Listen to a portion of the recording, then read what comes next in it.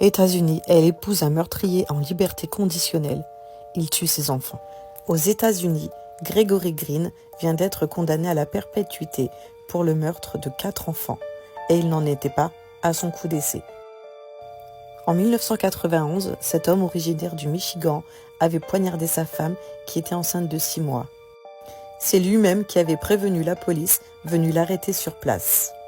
Après avoir purgé 16 années en prison, Gregory Green avait bénéficié d'une libération conditionnelle. Les juges avaient plusieurs fois refusé de le laisser sortir car il n'avait pas exprimé de remords. Mais cette fois, sa remise en liberté avait été favorisée par le soutien d'un pasteur, Fred Harris. Le pasteur avait alors estimé que le meurtrier avait suffisamment payé pour ce malheureux acte impulsif. Fred Harris avait assuré à la justice que sa communauté accueillerait à bras ouverts Gregory Green.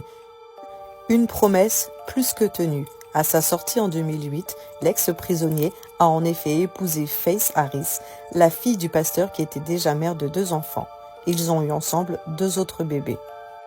Mais tout était loin d'être rose et Faith avait demandé le divorce en août dernier. C'est un mois plus tard que le drame s'est produit.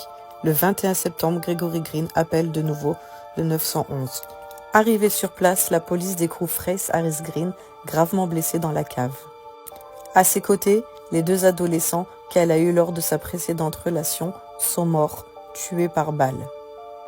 À l'étage, les 2 fillettes du couple âgées de 4 et 5 ans sont également décédées. Elles ont été empoisonnées dans la voiture familiale au monoxyde de carbone avant que leur père ne transporte leur corps.